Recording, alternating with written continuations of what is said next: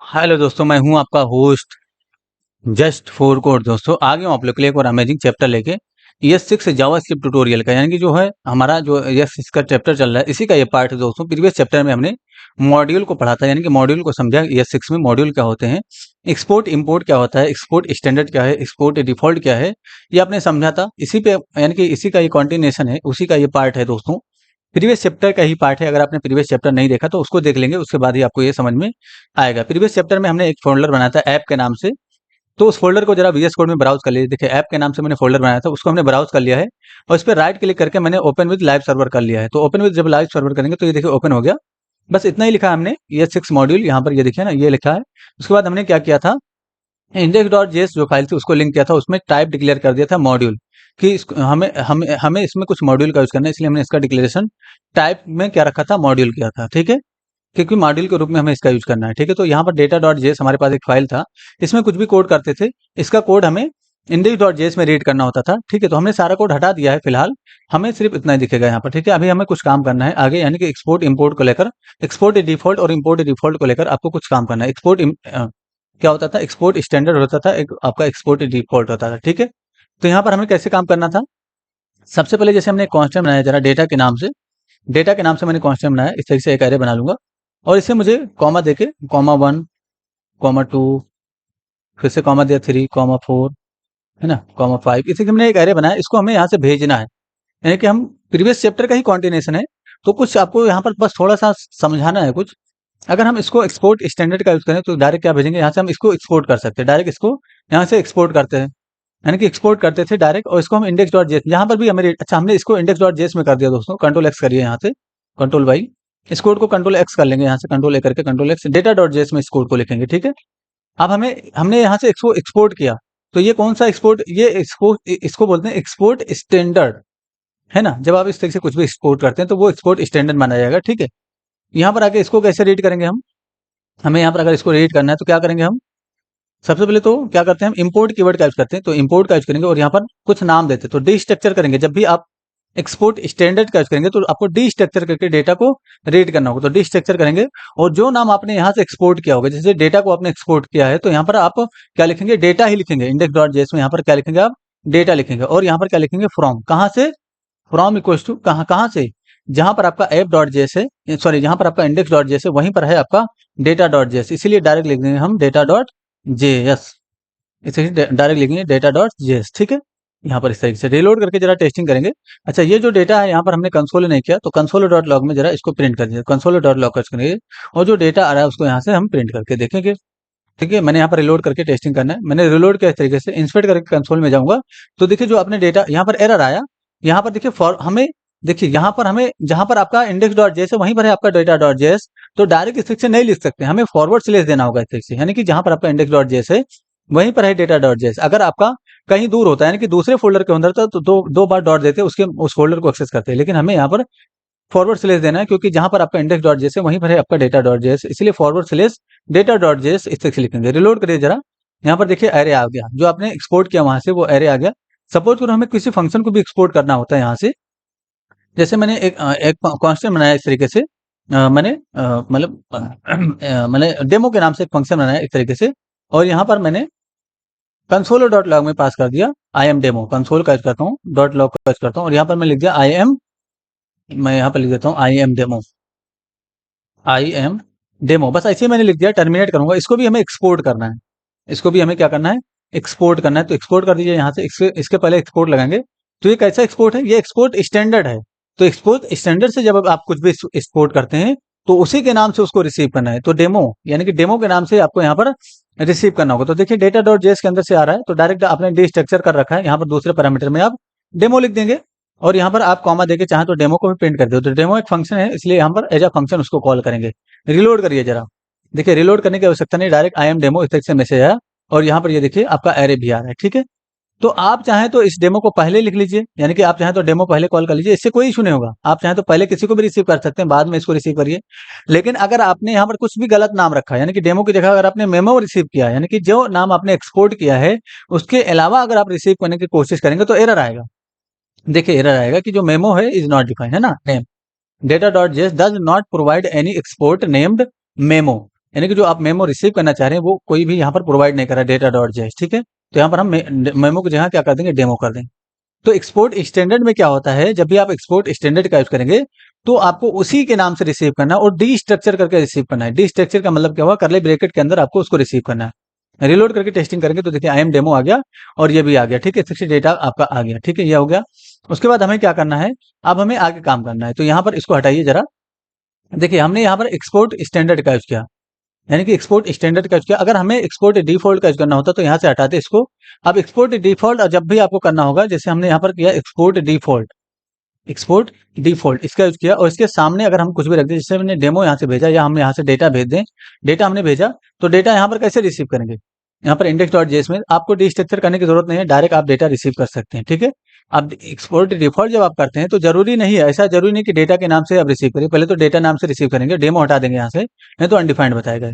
Reload करिए जरा, reload करके कंसोल में जाएंगे तो यहाँ पर देखिए क्या आएगा, डेटा आपका आ जाएगा एरे। तो जब आप एक्सपोर्ट डिफॉल्ट करते हैं तो यहाँ पर किसी भी नाम से आप रिसीव करते हैं, जैसे मैंने यहाँ पर ARR इसके नाम से रिसीव कर लिया और यहाँ पर मैं चाहूँ तो ARR को भी प्रिंट करके देख लूँ, मैंने रिलोड किया, देखिए क्या आएगा, इस तरीके से एरे अभी भी प्रिंट हो रहा है। तो जब आप एक्सपोर्ट डिफॉल्ट का यूज करेंगे तो आप किसी भी नाम से उसको रिसीव कर सकते हैं, यानी कि किसी भी नाम से रिसीव कर सकते हैं। आप सपोज करो इसको भी आपको एक्सपोर्ट करना है, यहाँ से एक्सपोर्ट डिफॉल्ट का यूज करके इसको भी एक्सपोर्ट करना है, तो कैसे आप यहाँ पर करेंगे, आपको यहाँ पर ऑब्जेक्ट का सिंबल देना होगा, इसके सामने ऑब्जेक्ट का सिंबल रखेंगे और सबसे पहले आपको डेटा इस तरह से भेज देना है।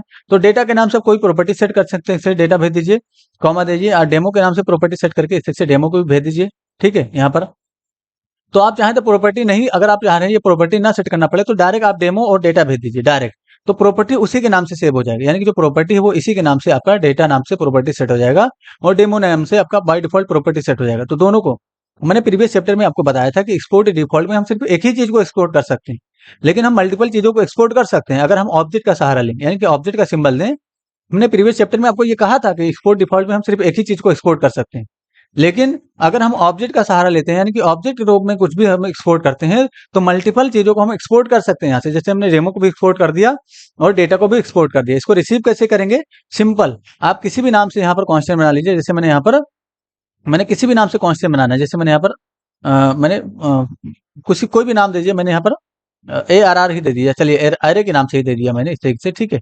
या ऑब्जेक्ट कर दीजिए, यहाँ पर OBJ कर दीजिए, क्योंकि इसमें एक ऑब्जेक्ट आ रहा है, तो यहाँ पर मैंने ऑब्जेक्ट के नाम से कांस्टेंट बनाया। अब इसी ऑब्जेक्ट के अंदर से अगर आपने डेटा प्रिंट किया, यानी कि जो ऑब्जेक्ट है उसके अंदर से अगर आपने डेटा प्रिंट किया तो आपका वो एरे प्रिंट हो जाएगा, है ना। यानी कि डेटा प्रिंट करेंगे तो क्या प्रिंट होगा, एरे, ये देखिए एरे प्रिंट हो गया। अगर हमें फंक्शन को भी प्रिंट करना है तो कॉमा देके यहाँ पर यानी कि जो आपका ऑब्जेक्ट है उसके अंदर से डॉट लगा के जो डेमो फंक्शन है उसको भी यहाँ पर प्रिंट कर सकते हैं। तो डेमो को एज अ फंक्शन कॉल करेंगे इस तरीके से। रिलोड करिए जरा, ये देखिए ना, यहाँ पर आया आई एम डेमो और यहाँ पर डेटा भी आपका इस तरीके से आ रहा है, ठीक है। तो डेमो फंक्शन हमने कॉल किया तो हमारा डेमो भी आ गया और डेटा भी आ गया। तो जब भी आपको एक्सपोर्ट डिफॉल्ट करना होगा और मल्टीपल चीजों को और डिफॉल्ट करना चाह रहे हैं, तो यहाँ पर आप क्या कर सकते हैं, ऑब्जेक्ट का सिंबल देंगे और मल्टीपल, इनके लिए आप चाहें तो प्रॉपर्टी सेट कर सकते हैं। जैसे हमने डेटा के लिए ARR इस नाम से प्रॉपर्टी सेट किया और जो फंक्शन है उसके लिए हमने FUNC इस नाम से प्रॉपर्टी सेट किया, ठीक है।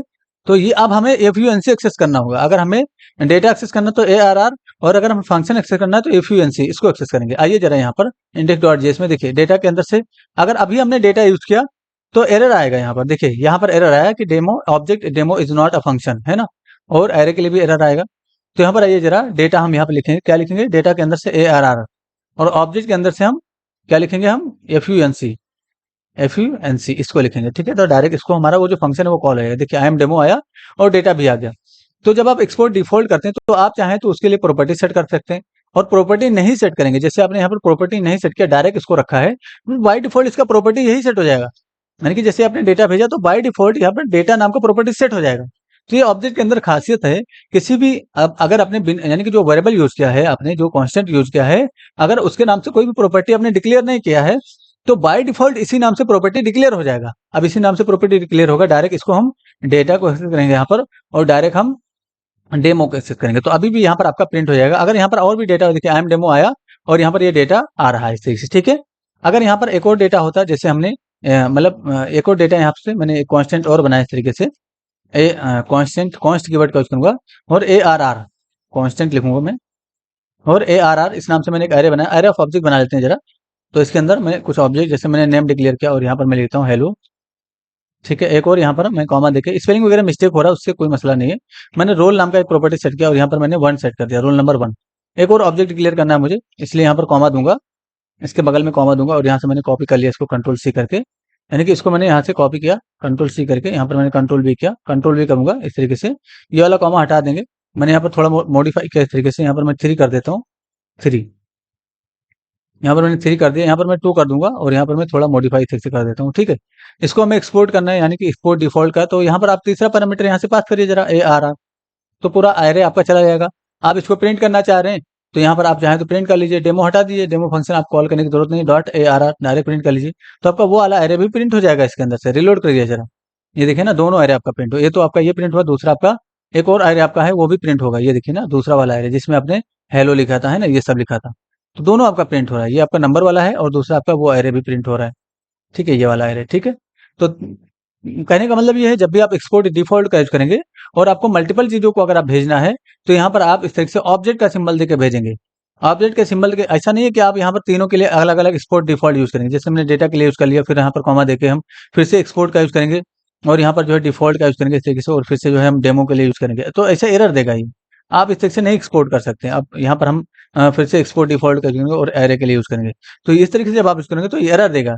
इसलिए क्या करेंगे, हम एक ऑब्जेक्ट असाइन कर देंगे, एक्सपोर्ट डिफॉल्ट में एक ऑब्जेक्ट असाइन कर देंगे इस तरीके से आपको एक्सपोर्ट करना है। तो तीनों चीजों को आपने एक्सपोर्ट कर दिया। अगर आप एक्सपोर्ट डिफॉल्ट का यूज नहीं करना चाहते हैं और आप अगर एक्सपोर्ट स्टैंडर्ड का यूज करना चाह रहे हैं तो यहाँ पर आपको डायरेक्ट एक्सपोर्ट केवल लगा देना है। तो एक्सपोर्ट यहाँ पर लगा दीजिए, डायरेक्ट एक्सपोर्ट हो जाएगा। यहाँ पर भी एक्सपोर्ट लगा दीजिए, इससे पहले एक्सपोर्ट इससे लगा देंगे तो ये भी एक्सपोर्ट हो जाएगा। इसके लिए भी हम अगर एक्सपोर्ट लगा दें तो एक्सपोर्ट ये हो जाएगा एक्सपोर्ट। लेकिन आपको याद रहना चाहिए, अगर आपने सॉरी कंट्रोल जेड एक्सपोर्ट लिखूंगा इस तरीके से, मैंने एक्सपोर्ट लिखा तो ये भी एक्सपोर्ट हो जाएगा। आपको याद रहना चाहिए, जब आपने एक्सपोर्ट स्टैंडर्ड का अगर यूज किया है तो इसको बोलते हैं एक्सपोर्ट स्टैंडर्ड। अगर आपने इसका यूज किया है तो आपको इसको डी स्ट्रक्चर करना होगा। डी स्ट्रक्चर का मतलब ऑब्जेक्ट का सिंबल देंगे और जिस नाम से आपने एक्सपोर्ट किया होगा उसी नाम से आप रिसीव कर सकते हो। जैसे आपने यहाँ पर नाम क्या है, डेटा, तो डेटा के नाम से ही आप इसको रिसीव करेंगे। दूसरा आपका क्या है, एरे, यानी कि ARR, तो इसको जो है ARR के नाम से ही रिसीव करेंगे। ठीक है, और यहाँ पर आपको डेटा प्रिंट करना है, यानी कि डेटा प्रिंट कर देना है इस तरीके से, और यहाँ पर आपको ARR डायरेक्ट प्रिंट कर देना है। ठीक है, आप यहाँ पर किसी दूसरे नाम से रिसीव नहीं कर सकते। ठीक है, यहाँ पर रिलोड करिए जरा, ये देखिए ना यहाँ पर आया इस तरीके से। ठीक है, तो हमने इसको रिसीव कर लिया। अच्छा, इंस्पेक्ट करके देखें, कंसोल में रिजल्ट दिखेगा हमारा, ऐसा नहीं है, कंसोल में जाके देखिए जरा एरे में, तो आपको कंसोल में यहाँ पर ये देखिए, है ना, इस तरीके से डेटा आया और इसमें दूसरे वाले एरे में भी आपका डेटा आ जाएगा इस तरीके से। ठीक है, तो आपको याद रहना चाहिए, जब आपने एक्सपोर्ट स्टैंडर्ड का यूज किया है तो आपको डी स्ट्रक्चर करके इसको रिसीव करना होगा और जिस नाम से आपने एक्सपोर्ट किया होगा उसी नाम से आपको रिसीव करना है। लेकिन अगर आपने एक्सपोर्ट डिफॉल्ट यूज किया है तो आपको टेंशन लेने की जरूरत नहीं है, आप किसी भी नाम से इसको यहाँ पर रिसीव कर सकते हैं। ठीक है, मल्टीपल चीजों को। आई होप क्लियर होगा, अगर कुछ इशू है जरूर पूछिए, आपकी हेल्प कर दी जाएगी। Thanks for enjoying the education of just four code. इसका जो अगला पार्ट होगा वो बहुत ज्यादा यूजफुल होगा आप लोग के लिए, शायद फेच एपीआई हो इसका अगला पार्ट, यानी कि फेच एपीआई हम लोग सीखेंगे अगले पार्ट में। तो ये भी आपका चैप्टर इंपॉर्टेंट था, तो ये चैप्टर 12 का ही कंटिन्यूशन था, यानी कि पार्ट 2 था, मैं डाल दूंगा टाइटल में। आई होप क्लियर होगा, अगर कुछ इशू है जरूर पूछिए, डिस्क्रिप्शन में लिंक रहता है व्हाट्सएप ग्रुप का, वहां से जाके ज्वाइन करिए और हमें मैसेज करिए, आपकी हेल्प कर दी जाएगी। Thanks for enjoying the premium education of just four code. See you soon.